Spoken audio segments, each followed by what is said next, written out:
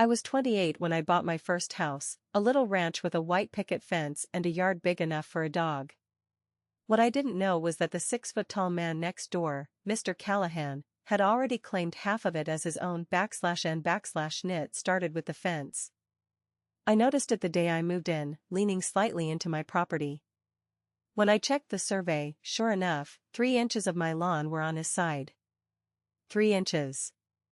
I figured it wasn't worth fighting over. I was wrong /n/ and the first warning came a week later. I was unloading groceries when Mr. Callahan stormed over, face red. "You parked on my grass," he barked. I blinked. My tires were a full foot from his driveway. "Sir, I'm on my side." He jabbed a finger at the fence.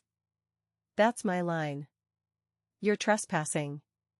Then he stomped back to his house and slammed the door so hard my windows rattled /n/ and I thought he was just having a bad day.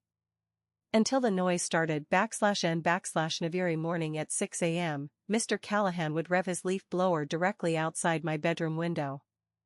Not because there were leaves, because the wind had blown a single twig onto his precious 3 inches. I'd drag myself outside in my pajamas, bleary-eyed. "Can you do this later?" I'd ask.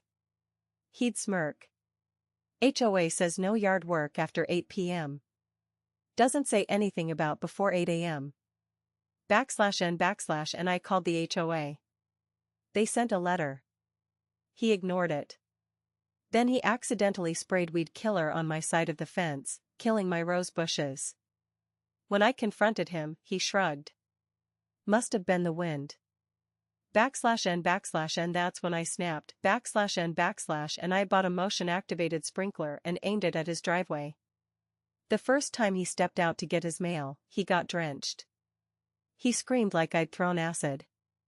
The next day, my car was keyed.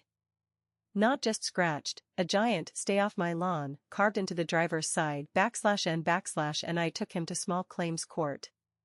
He countersued for emotional distress.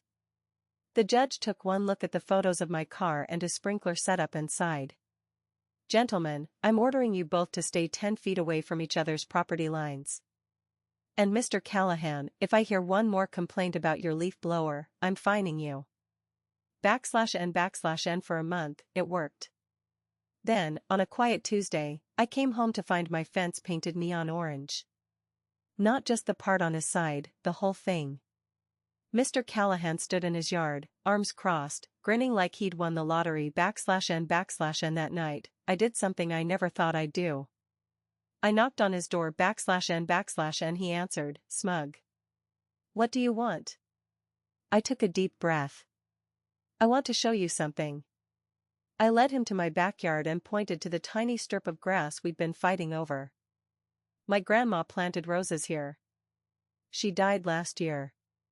That's why I bought this house, because it reminded me of her." /n/NMR. Callahan's face fell. "Oh." /n/ and I kept going. "I think you're lonely. And I think you've been taking it out on me because I'm the only one who'll fight back." He didn't say anything, but his hands weren't clenched anymore /n/ and the next day, he apologized. Then he helped me repaint the fence. Now, we share a garden on that 3-inch strip, roses on my side, tomatoes on his. The HOA still gets complaints, but now it's because our yard is too cheerful. /n/ and turns out, the real boundary wasn't the fence. It was the wall between two stubborn men who forgot how to talk. And sometimes, all it takes to tear it down is admitting you're wrong.